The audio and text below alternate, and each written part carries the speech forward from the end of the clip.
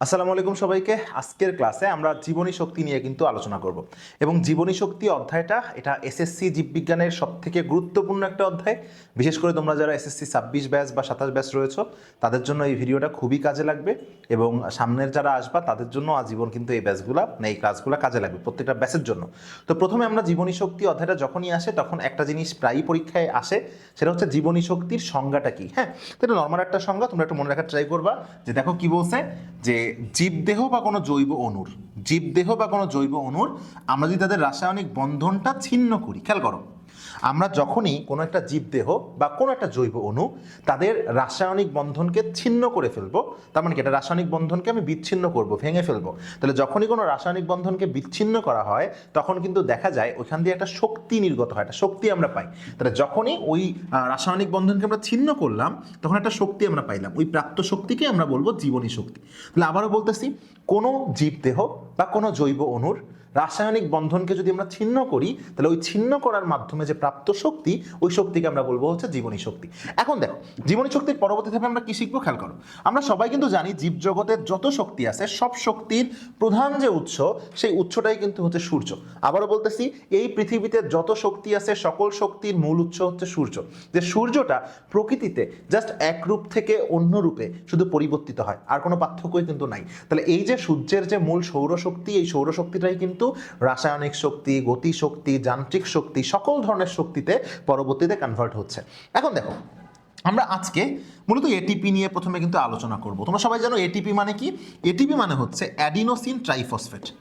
তাহলে ATP equal to adenosine triphosphate. হ্যাঁ, তাহলে ATP equal to adenosine triphosphate, adenosine triphosphate. তো এটিপি সম্পর্কে ডিটেলস লেখাপড়া করতে যাওয়ার আগে, আমাদেরকে যে জিনিসটা সম্পর্কে জানতে হবে সেটা হচ্ছে নাইট্রোজেন গঠিত ক্ষারক। তাহলে বলো, এটিপি সম্পর্কে ডিটেলস লেখাপড়া করার আগে আমাদেরকে কোনটা সম্পর্কে জানতে হবে? আমাদেরকে জানতে হবে নাইট্রোজেন গঠিত ক্ষারক সম্পর্কে। হ্যাঁ, নাইট্রোজেন গঠিত ক্ষারক সম্পর্কে। এখন তোমরা খেয়াল করে দেখো, আমাদের যে নিউক্লিক অ্যাসিড রয়েছে, এই নিউক্লিক অ্যাসিড মানে দুইটা জিনিস। যারা যারা জানো না তাদেরকে একটু লিখে দিই, আজকে থেকে মনে রাখবা যে নিউক্লিক অ্যাসিড কথাটাকে আমরা যখন বলবো নিউক্লিক অ্যাসিড, তখন নিউক্লিক অ্যাসিড দ্বারা কিন্তু আমরা দুইটা জিনিসকে বোঝাবো। হ্যাঁ, দুইটা জিনিসকে বোঝাবো, একটা হচ্ছে ডিএনএ এবং আরেকটা হচ্ছে আরএনএ। তাহলে জীবদেহে কিন্তু নিউক্লিক অ্যাসিড হিসেবে ডিএনএ এবং আরএনএ এই দুইটা জিনিস কিন্তু থাকে। ভাইরাসের বেলায় দেখা যায় নিউক্লিক অ্যাসিড হিসেবে ডিএনএ অথবা আরএনএ যে কোনো একটা থাকে। ডিএনএ থাকলে হয় ডিএনএ ভাইরাস, আরএনএ থাকলে হয় আরএনএ ভাইরাস। বাট জীবদেহ বা ব্যাকটেরিয়া বা মোটামুটি উন্নত যারা রয়েছে প্রত্যেকের দেহেই কিন্তু ডিএনএ আরএনএ দুইটাই একসাথে থাকতে পারে। এই নিউক্লিক অ্যাসিডে আমরা টোটাল কয় ধরনের কি বলে, এই নিউক্লিক অ্যাসিড আমরা কয় ধরনের নাইট্রোজেন গঠিত ক্ষারক পাবো? এই নিউক্লিক অ্যাসিডে আমরা প্রায় 2 প্রকার নাইট্রোজেন ক্ষারক কিন্তু পাবো। এই নিউক্লিক অ্যাসিডে কয় প্রকার নাইট্রোজেন ক্ষারক পাবো? 2 প্রকার। এই 2 প্রকার নাইট্রোজেন ক্ষারকের মধ্যে প্রথম যেটা, অর্থাৎ 1 নাম্বারটা, তার নাম হচ্ছে পিউরিন, এবং 2 নাম্বার যেটা তার নাম হচ্ছে পাইরিমিডিন। তাহলে আমি আবারও বলি, 1 নাম্বার যেটা তার নাম হচ্ছে পিউরিন এবং 2 নাম্বার যেটা তার নাম হচ্ছে পাইরিমিডিন। 1 নাম্বারটার নাম কি?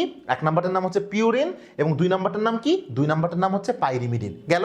তাহলে কি বলতেছে আবার দেখি, নিউক্লিক অ্যাসিড দুইটা, ডিএনএ এবং আরএনএ, এবং এই ডিএনএ এবং আরএনএতে দুইটা মিলায়ে টোটাল 2 ধরনের নাইট্রোজেন গঠিত ক্ষারক দেখা যায়, একটা হচ্ছে পিউরিন এবং একটা হচ্ছে পাইরিমিডিন।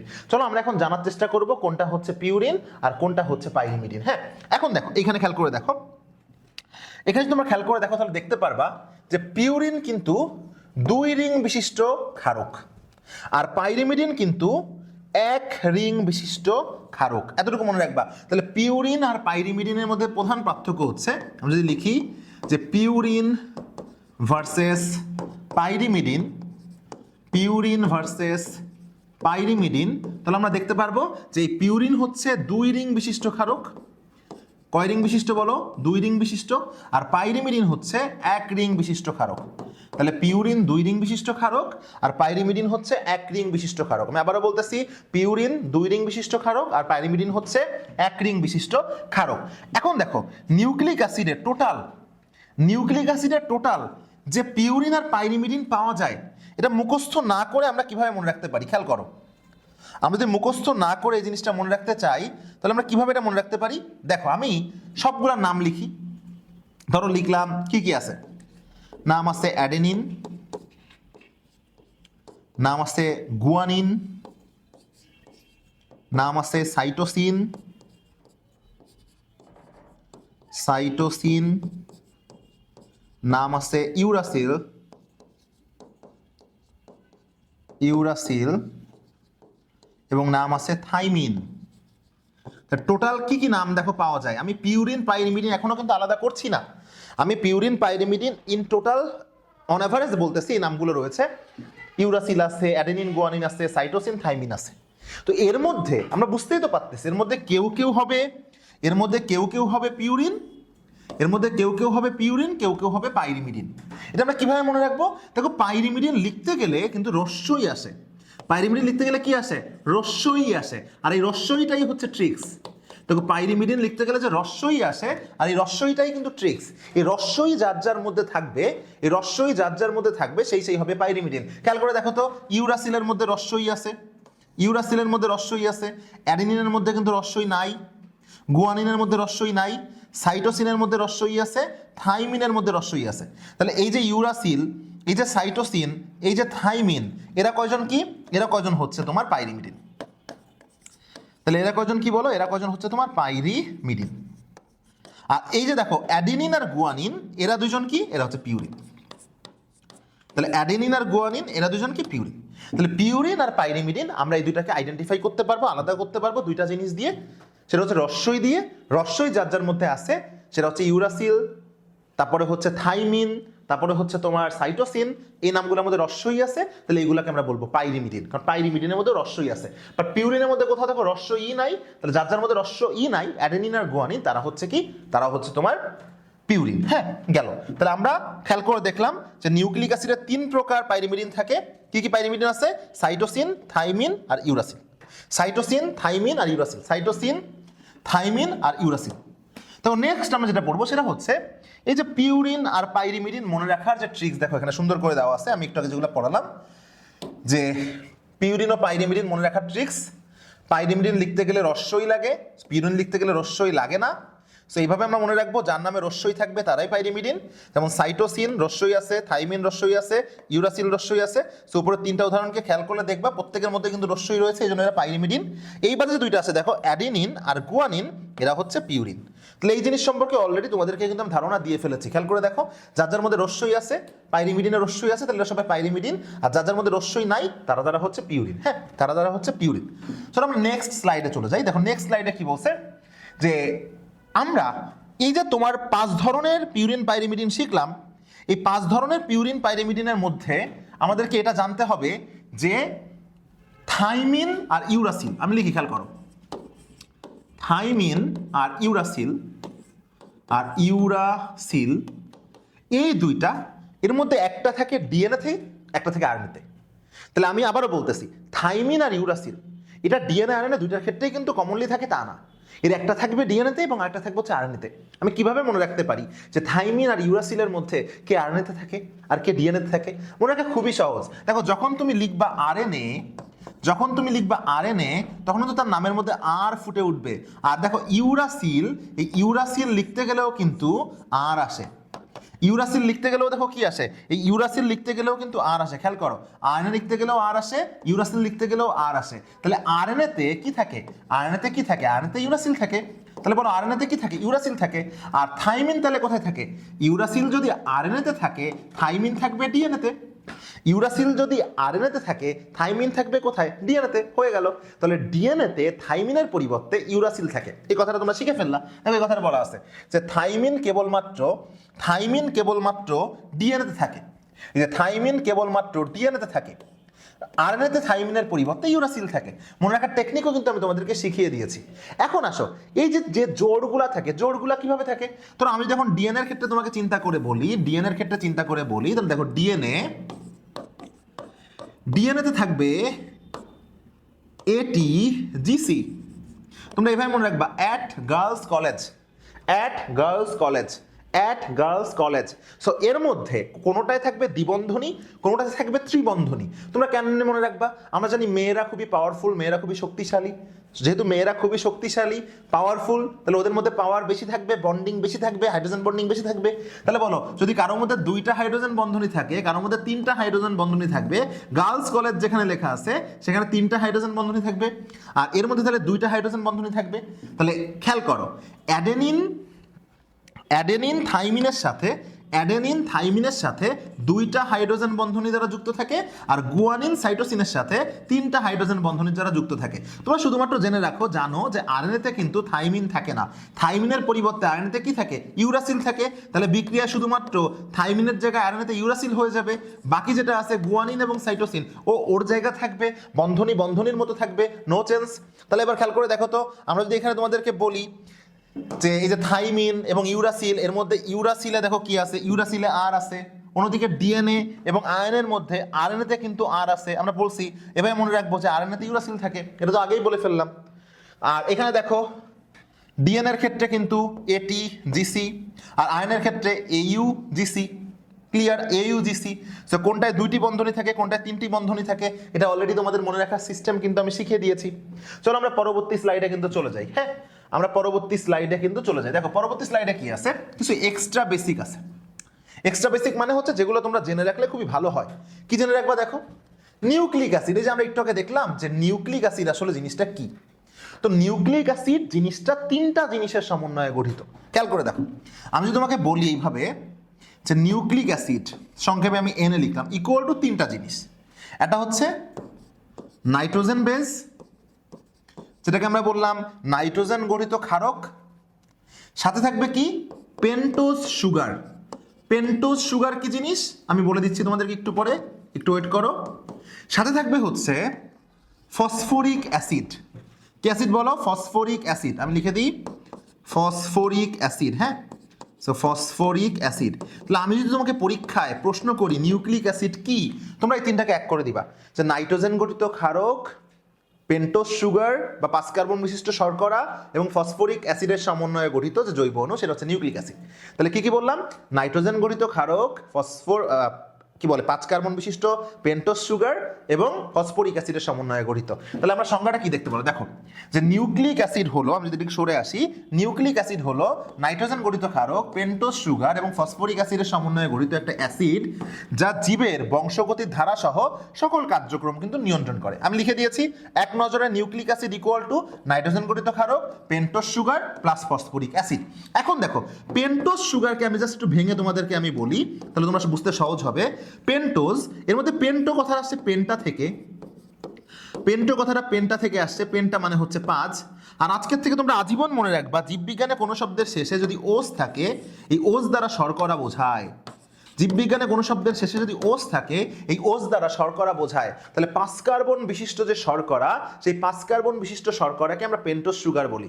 5 কার্বন বিশিষ্ট যে শর্করা, সেই 5 কার্বন বিশিষ্ট শর্করাকে আমরা পেন্টোজ সুগার কিন্তু বলি, তাই না? যেমন তোমরা নাম শুনছো রাইবোজ, রাইবুলোজ, জাইলোজ, জাইলুলোজ, এগুলো কিন্তু সবই 5 কার্বন বিশিষ্ট শর্করা। সো এগুলোকে আমরা পেন্টোজ সুগার বলে হচ্ছে বলবো।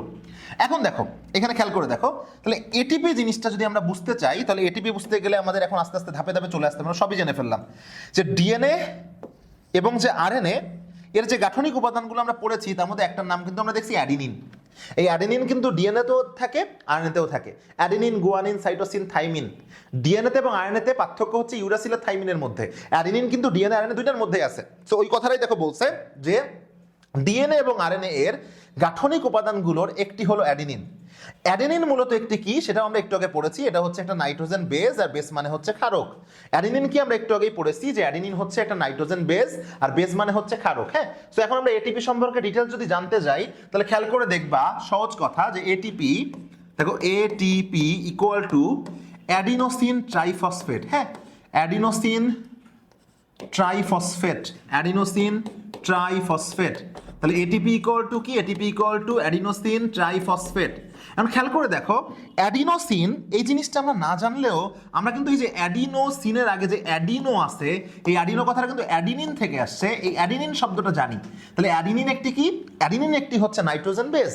অ্যাডেনিন হচ্ছে একটা নাইট্রোজেন বেস যেটা ডিএনএতেও থাকে, আরএনএতেও থাকে। তাহলে অ্যাডেনিন হলো একটা নাইট্রোজেন বেস যেটা ডিএনএতেও থাকে, আরএনএতেও থাকে। কিন্তু কথা হচ্ছে অ্যাডিনোসিন কি জিনিস, অ্যাডিনোসিন কি জিনিস। এখন খেয়াল করে দেখো, আমি যদি সহজে বলি যে দেখো আমরা সবগুলো লিখে রাখছি, অ্যাডেনিন, আমি একটু কালার চেঞ্জ করে দেই, দেখো আমরা লিখে রাখছি যে adenine, guanine, cytosine, thymine, uracil, প্রত্যেকটার নাম লিখছি, adenine, guanine, cytosine, thymine, uracil. এখন আমরা জানি সুগার দুই রকম হয়, একটা হয় রাইবোস সুগার, একটা হচ্ছে ডিঅক্সি রাইবোস সুগার। আমি আবারও বলতেছি, একটা হয় রাইবোস সুগার, একটা হচ্ছে ডিঅক্সি রাইবোস সুগার। ডিঅক্সির মধ্যে কিন্তু ডি মানে বাদ দেওয়া, ডি ফর ডিলেট, অক্সি মানে অক্সিজেন, ওর কোনো একটা কার্বনে, বিশেষ একটা কার্বনে অক্সিজেন থাকবে না। তাহলে যদি অ্যাডিনিনের সাথে একটা রাইবোজ যুক্ত হয় তখন তার নাম হয়ে যায় অ্যাডিনোসিন। যদি গুয়ানিনের সাথে যুক্ত হয় নাম হবে গুয়ানোসিন। সাইটোসিনের সাথে যুক্ত হলে হয় নাম সাইটিডিন, এবং ইউরাসিনের সাথে যুক্ত হলে হয় ইউরিডিন। খেয়াল করে দেখো রাইবোস কেন এইটাই হলো না, কারণ রাইবো নিউক্লিক অ্যাসিড আরএনএতে থাকে, আর ডিঅক্সি রাইবো নিউক্লিক অ্যাসিড ডিএনএতে থাকে। আমরা জানি আরএনএতে থাইমিন থাকে না, তাই এখানে কোনো নাম হয় নাই। আমরা জানি আরএনএতে থাইমিন থাকে না, তাই ওখানে কোনো নাম হয় নাই। ক্লিয়ার আমার কথা? রাইবোস সুগার কোথায় থাকবে? আরএনএতে। ডিঅক্সি রাইবোস সুগার কোথায় থাকবে? ডিএনএতে। তাহলে খেয়াল করে দেখো, যদি আমি অ্যাডিনিনের সাথে একটা রাইবোস সুগার যোগ করি নাম হবে অ্যাডিনোসিন, গুয়ানিনের সাথে একটা রাইবোস সুগার না যোগ করি গুয়ানোসিন, সাইটোসিনের সাথে যোগ করলে সাইটিডিন, ইউরাসিনের সাথে যোগ করলে ইউরাডিন। গেল। ডিঅক্সি রাইবোস সুগার যোগ করলে কি হবে? এটা deoxy adenosine, deoxy guanosine, deoxy cytidine, deoxy thymidine. খেয়াল করে দেখো ইউরিডিনের কেন কিছু হইল না, কারণ আমরা জানি ডিএনএতে ইউরাসিল থাকে না, এই জন্য এটা কিছু হয় না। ক্লিয়ার? তাহলে এই জিনিসটা তোমরা সুন্দরভাবে শিখে গেলা, এত কিছু লাগবে না। তাহলে আমরা অন্তত কি শিখলাম, যে এটিপিতে যে অ্যাডিনোসিন থাকে, যখনই অ্যাডেনিন নামক নাইট্রোজেন বেজের সাথে, যখনই অ্যাডিনিন নামক নাইট্রোজেন বেজের সাথে একটা রাইবোস সুগার যোগ হয়, একটা রাইবোস সুগার যোগ হয়, তখন সেটা হয়ে যায় অ্যাডিনোসিন। তখন সেটা হয়ে যায় অ্যাডিনোসিন। তাহলে কি দেখলাম, দেখো যখন অ্যাডিনিনের সাথে একটা রাইবোস সুগার যোগ হয় তখন তার নাম হয়ে যায় অ্যাডিনোসিন। যদি ডিঅক্সি রাইবোস সুগার যুক্ত হতো নাম হতো ডিঅক্সি অ্যাডিনোসিন। খুবই সহজ কথা। এখন দেখো ট্রাইফসফেট, এই যে ট্রাইফসফেট তোমরা সবাই ভালোভাবেই জানো, এর মধ্যে ট্রাই মানে হচ্ছে 3। তাহলে এখানে কয়টা ফসফেট আছে? 3টা ফসফেট আছে। তাহলে অ্যাডিনোসিন ট্রাইফসফেট মানে এটিপি, এই এটিপির মধ্যে তাহলে কয়টা ফসফেট থাকবে? 3টা ফসফেট থাকবে। কিভাবে এটা হয় তোমরা সবাই জানো, আমরা যদি অ্যাডিনোসিন ডাইফসফেটের সাথে, তোমরা সবাই জানো যে ডাই মানে 2, অ্যাডিনোসিন ডাইফসফেটের সাথে আমরা একটা ইনঅর্গানিক ফসফেট যোগ করি, তাহলে ফসফেট সংখ্যা হয়ে গেল 3টা, তখন তার নাম আমরা দিব এটিপি। অ্যাডিনোসিন মোনোফসফেটের সাথে যদি একটা ফসফেট সুগার যোগ করতাম, তাহলে মোনো মানে 1, আর একটা যোগ করছি 2 হয়ে গেল, তখন তার নাম হয়ে যাবে কি? এডিপি। গেল।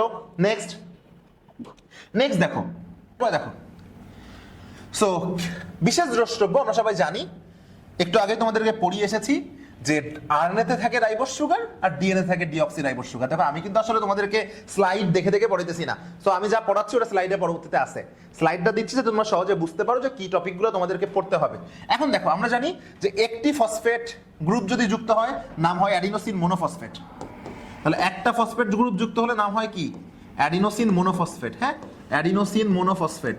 তাহলে একটা ফসফেট গ্রুপ যুক্ত হলে নাম হয় অ্যাডিনোসিন মোনোফসফেট। দুইটা ফসফেট গ্রুপ যুক্ত হয় নাম হয় অ্যাডিনোসিন ডাইফসফেট। 3টা ফসফেট গ্রুপ যুক্ত হয় নাম হয় অ্যাডিনোসিন ট্রাইফসফেট। দেখো 2টি হলে ডাই, 3টি হলে ট্রাই। আমরা এখানে প্রত্যেকটার অর্থ লিখে দিয়েছি, তোমাদের বুঝতে সহজ হয়। মোনো অর্থ কি? 1, ডাই অর্থ 2, ট্রাই অর্থ 3। তাহলে এএমপি কি জিনিস? অ্যাডিনোসিন মোনোফসফেট। এডিপি কি জিনিস? Adenosine diphosphate. এটিপি কি জিনিস? Adenosine triphosphate. অলরেডি তোমাদেরকে বলে দিয়েছি। তাহলে অ্যাডিনোসিন মোনোফসফেটের সাথে যদি একটা ইনঅর্গানিক ফসফেট যোগ হয় তাহলে কি হবে? অ্যাডিনোসিন ডাইফসফেট হবে। অ্যাডিনোসিন ডাইফসফেটের সাথে যদি একটা ইনঅর্গানিক ফসফেট যোগ হয় 3টা হয়ে যাবে, তাহলে অ্যাডিনোসিন ট্রাইফসফেট হবে। তাহলে দেখো এখানে আমি যা যা তোমাদেরকে বুঝিয়েছি তোমরা সবকিছু এর আগেই কিন্তু, এই স্লাইড শুরু করার আগেই কিন্তু আমি তোমাদেরকে বুঝিয়ে ফেলেছি। আমরা এখন এটিপির সাথে সংশ্লিষ্ট 3টা প্রক্রিয়ার নাম শিখব। তার মধ্যে প্রথম যে প্রক্রিয়াটা, সেই প্রক্রিয়ার নামটা তোমরা সবাই শুনছো। প্রথম প্রক্রিয়ার নামটি হচ্ছে ফসফোরাইলেশন। কি রাইলেশন বলো? ফসফোরাইলেশন। ফসফোরাইলেশনের পরে আমরা শিখবো ফটোফসফোরাইলেশন, এবং ফটোফসফোরাইলেশনের পরে আমরা শিখবো হচ্ছে ডিফসফোরাইলেশন। সো এই 3টা গুরুত্বপূর্ণ যে প্রক্রিয়া আমরা কিন্তু আজকে শেখার চেষ্টা করবো ইনশাল্লাহ। খেয়াল করো, আমরা যদি লিখি ফসফোরাইলেশন, এর ইংলিশটা যদি আমরা লিখি, ইংরেজি বানানটা দেখো ফসফোরাইলেশন। এই ফসফোরাইলেশনকে ভাঙলে তুমি আসলে 2টা শব্দাংশ পাও। প্রথম শব্দাংশটা হচ্ছে এই যে এইটুকু, দেখো ফসফোরাইল। প্রথম শব্দাংশ হচ্ছে ফসফোরাইল, প্লাস দ্বিতীয়টা হচ্ছে অ্যাশান। তো তোমরা যারা আমার স্টুডেন্ট তোমরা অলরেডি কিন্তু এটা জেনে গিয়েছো, পড়িয়ে দিয়েছি তোমাদেরকে, আরো নতুন করে শিখে রাখো যে অ্যাসান মানে হচ্ছে প্রসেস। অ্যাসান মানে কি বলো? প্রসেস। প্রসেস মানে কি বলো? প্রক্রিয়া। তাহলে অ্যাসান মানে হচ্ছে প্রসেস বা প্রক্রিয়া। ডিলেট করার প্রক্রিয়া ডিলেশন, মডিফাই করার প্রক্রিয়া মডিফিকেশন, অ্যাড করার প্রক্রিয়া অ্যাডিশন, ট্রান্সফর্ম করার প্রক্রিয়া ট্রান্সফরমেশন। তাহলে অ্যাসান মানে প্রক্রিয়া। এই ফসফোরাইল মানে হচ্ছে addition of a phosphate group. Phosphate group আমি এটাকে বাংলায় লিখি তাহলে দাঁড়ায় ফসফেট গ্রুপের সংযুক্তি। ফসফেট গ্রুপের সংযুক্তি। সংযুক্তি মানে কি? যুক্ত। তো তোমরা আমাকে বলো তো ফসফোরাইলেশনের ফুল মিনিং কি দাঁড়ালো? ফসফোরাইল মানে হচ্ছে addition of A phosphate group, অর্থাৎ ফসফেট গ্রুপের সংযুক্তি। অ্যাসান মানে প্রক্রিয়া। তাহলে ফসফোরাইলেশন মানে হচ্ছে ফসফেট গ্রুপকে সংযুক্ত করার যে প্রক্রিয়া। তাহলে ফসফোরাইলেশন মানে কি? ফসফোরাইলেশন মানে হচ্ছে ফসফেট গ্রুপকে সংযুক্ত করার যে প্রক্রিয়া। আমি যদি উপরে উঠাই দিই একটু দেখো তোমরা খেয়াল করে, তাহলে ফসফোরাইলেশন মানে ফসফেট গ্রুপকে সংযুক্ত করার যে প্রক্রিয়া। তোমরা সবাই জানো, ধরো এটা হচ্ছে অ্যাডিনোসিন মোনোফসফেট, এর সাথে যদি আমি একটা ফসফেট যোগ করি তাহলে হয়ে যাবে অ্যাডিনোসিন ডাইফসফেট। আবার ধরো অ্যাডিনোসিন ডাইফসফেট, এর সাথে যদি আমি একটা ফসফেট যোগ করি তাহলে হয়ে যাবে অ্যাডিনোসিন ট্রাইফসফেট। তাহলে খেয়াল করে দেখো তো যে প্রত্যেকটা জায়গায় আমি একটা করে ফসফেটকে সংযুক্ত করলাম না? এই যে ফসফেটকে আমি সংযুক্ত করলাম যে প্রক্রিয়ায়, এই প্রক্রিয়ার নামই হচ্ছে ফসফোরাইলেশন। তাহলে ফসফেট গ্রুপকে সংযুক্ত করার যে প্রক্রিয়া তাকে আমরা বলতেছি হচ্ছে ফসফোরাইলেশন। তাহলে এটাও কি বলে? এটাও কিন্তু আসলে ফসফোরাইলেশন। নেক্সট আমরা যে জিনিসটা শিখবো সেটা হচ্ছে ফটোফসফোরাইলেশন। তোমরা আমাকে বলতে পারো যে ফটোফসফোরাইলেশন জিনিসটা আসলে কি? দেখো এরপরের টার্মটা কি? এরপরের টার্মটা হচ্ছে ফটোফসফোরাইলেশন। আমি লিখি ফটো ফসফোরাইলেশন। একটা মজার জিনিস খেয়াল করো, দেখো ফটোফসফোরাইলেশন এই যে শব্দটা আমরা এখন শিখতেছি এর লাস্টে কিন্তু আছে ফসফোরাইলেশন। তাহলে ফসফোরাইলেশন মানে কি? ফসফেট গ্রুপকে যোগ করার প্রক্রিয়া না? তাহলে আমি সেম জিনিসটা যদি লিখি যে অ্যাডিনোসিন ডাইফসফেট, এর সাথে যদি আমি একটা ফসফেটকে যোগ করি, ইনঅর্গানিক ফসফেটকে, তাহলে হয়ে যাবে অ্যাডিনোসিন ট্রাইফসফেট, তাই না? তাহলে ফসফোরাইলেশন আর ফটোফসফোরাইলেশন এর মধ্যে পার্থক্যটা হচ্ছে শুধু লাস্টে দেখো এটা ফসফোরাইলেশন আর এর আগে আছে ফটো। তার মানে কি? দেখো ফটো ফসফোরাইলেশনেও কিন্তু ফসফেট গ্রুপ যুক্ত হবে, এই বিক্রিয়াটা হবে। তাহলে এই বিক্রিয়ায় যদি কোনোভাবে একটা সূর্যের আলোকে আমরা দিয়ে দিই বা সূর্যকে ইন্ডিকেট করে দিই, তার মানে এখানে কি ব্যবহার করা হয়েছে? এখানে আলো ব্যবহার করা হয়েছে না? আলো মানে কি? ফটো। আলো মানে কি বলো? ফটো। তাহলে সেম জিনিস ফসফোরাইলেশন যেটা আমরা পড়লাম, মানে ফসফেট গ্রুপকে সংযুক্ত করার যে প্রক্রিয়া, সেখানে যদি আলো ব্যবহৃত হয় তখন তার নাম কি হয়ে যাবে? ফটোফসফোরাইলেশন। তাহলে সেম জিনিস যদি ফসফোরাইলেশনে লাইট যুক্ত হয় বা সূর্যের আলো লাগে তখন তার নাম কি হবে? ফটোফসফোরাইলেশন।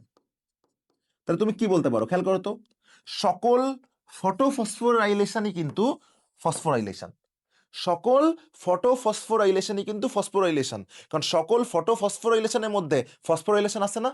কিন্তু সকল ফসফোরাইলেশন কিন্তু ফটোফসফোরাইলেশন নয়, কারণ সকল ফসফোরাইলেশনে সূর্যের আলো লাগে না। যে ফসফোরাইলেশনে অর্থাৎ যে ফসফেট যোগ করার প্রক্রিয়ায় সূর্যের আলো লাগে সেটাই ফটোফসফোরাইলেশন। তাহলে সকল ফটোফসফোরাইলেশনই ফসফোরাইলেশন, বাট সকল ফসফোরাইলেশন ফটোফসফোরাইলেশন নয়। আর তোমাদেরকে আমি দুইটা বিক্রিয়া যদি দিই, তুমি খেয়াল করো তো, আমি একটা দিলাম অ্যাডিনোসিন ডাইফসফেট, এর সাথে একটা ফসফেট যোগ করলাম, করে হয়ে গেল অ্যাডিনোসিন ট্রাইফসফেট। আমি হুবহু সেম বিক্রিয়াটা আবার দিলাম অ্যাডিনোসিন ডাইফসফেট, তার সাথে একটা ফসফেট দিলে হয়ে গেল অ্যাডিনোসিন ট্রাইফসফেট। এর মধ্যে আমি একটা বিক্রিয়ার চাঁদের উপর মানে মাথার উপর আমরা দিয়ে দিলাম সূর্যের আলো। তাহলে তোমরা বলো তো এর মধ্যে এইটা কি হবে? এক্স্যাক্টলি ইউ আর রাইট, এটা হবে ফসফোরাইলেশন। আর এটা কি হবে? এটা হবে ফটোফসফোরাইলেশন, কারণ এখানে সূর্যের আলো ব্যবহৃত হয়েছে। পানির মতো ক্লিয়ার না? তাহলে এখন আমরা যে টার্মটা শিখবো সেই টার্মটা হচ্ছে ডিফসফোরাইলেশন। তাহলে আমরা ফটোফসফোরাইলেশনও বুঝলাম, ফসফোরাইলেশনও বুঝলাম, আমরা এখন পড়বো হচ্ছে ডিফসফোরাইলেশন। এটা আরো মজার। খেয়াল করো তো, ডিফসফোরাইলেশন যদি আমরা লিখি ইংলিশে তাহলে কি দাঁড়ায়? D phosphorylation. দেখো কি?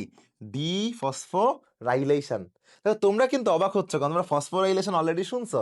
ফসফোরাইলেশন মানে ফসফেট বাদ দেওয়া, সরি, ফসফোরাইলেশন মানে হচ্ছে ফসফেট যোগ করার প্রক্রিয়া। আমি আগেই বলে দিচ্ছি, ফসফোরাইলেশন হচ্ছে ফসফেট যোগ করার প্রক্রিয়া। বাট শুরুতে দেখো যে ডি আছে না, এই D for delete, D for কি? ডিলেট। ডিলেট মানে কি? বাদ দেওয়া। ডিলেট মানে কি? বাদ দেওয়া। তাহলে খেয়াল করে দেখো তো, ধরো অ্যাডিনোসিন ট্রাইফসফেট আছে। অ্যাডিনোসিন কি ফসফেট আছে? ট্রাইফসফেট। এই অ্যাডিনোসিন ট্রাইফসফেট থেকে যদি আমি একটা ফসফেট বাদ দেই, তাহলে কি হয়ে যাবে? অ্যাডিনোসিন ডাইফসফেট হয়ে যাবে না? আর তোমরা বলতে পারো যে ভাইয়া বাদ দিয়ে দিলে ডিলেট দিলাম, বাট এখানে আবার ফসফোরাইলেশন আছে, তো ফসফেট যোগ হবে। এক্স্যাক্টলি, এখানে ছিল ট্রাইফসফেট মানে তিনটা ফসফেট, একটা বাদ দিলে হয়ে গেল ডাইফসফেট মানে দুইটা ফসফেট। বিক্রিয়া সমতা করার জন্য আমাকে এখানে আরেকটা ফসফেট দেওয়া লাগবে না, এই দুইটা আর একটা মিলে তিনটা হবে না? তাহলে খেয়াল করো তো, ডিফসফোরাইলেশনে একদিকে ফসফেটকে আমি ডিলেট করে দিচ্ছি এটিপি থেকে, অন্যদিকে এই এডিপি যে হচ্ছে ডিলেট করার ফলে ওর সাথে কিন্তু যে আরেকটা ফসফেট যোগ হচ্ছে। তাহলে একদিকে ডিলেট হচ্ছে, এটিপি থেকে একটা ফসফেট ডিলেট হয়ে গেল, অন্যদিকে ওইটা ডিলেট হয়ে এডিপি হয়ে গেল, তিনটা থেকে একটা গেলে একটা বাদ গেল, তাহলে এডিপি হয়ে গেল, সাথে একটা ফসফেট যোগ হলো, একই সাথে ডিলেট, একই সাথে ফসফোরাইলেশন, এই জন্য এর নাম কি? ডিফসফোরাইলেশন। তাহলে আমি আরেকটা বিক্রিয়া দিয়ে দিই, তোমরা বলো তো, অ্যাডিনোসিন ডাইফসফেট থেকে যদি আমি একটা ফসফেট বাদ দিয়ে দিই, তাহলে হয়ে যাবে অ্যাডিনোসিন মোনোফসফেট না? বিক্রিয়া সমাপ্ত করতে গেলে কি করতে হবে? আমাকে এখানে একটা ফসফেট যোগ করতে হবে না? তাহলে এইটুকু দেখে তোমরা বুঝতেছো এটা কি রাইলেশন? এটা ফসফোরাইলেশন। এটা কি রাইলেশন? এটা ফসফোরাইলেশন। আর এখানে আমি একটা বাদ দিছি না, এখান থেকে আমি একটা ডিলেট করছি না একটা, যেহেতু এখান থেকে আমি একটা ডিলেট করছি, এটা এল, হ্যাঁ, তো এটা ডিলেট করছি, এই জন্য নামের আগে লাগিয়ে দিলাম ডি। তাহলে এটা কি হয়ে গেল? D phosphorylation. তাহলে আমরা তিনটা টার্ম শিখলাম। আমরা যদি একটা ফসফেট যোগ করি, ফসফোরাইলেশন। ফসফেট যদি যোগ করি আলোর সাহায্যে, ফটোফসফোরাইলেশন।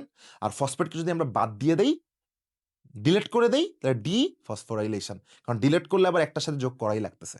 সো আশা করতেছি তোমরা ফটোফসফোরাইলেশন, ফসফোরাইলেশন এবং ডিফসফোরাইলেশন সম্পর্কে একটা ডিটেইল ধারণা পেয়েছো।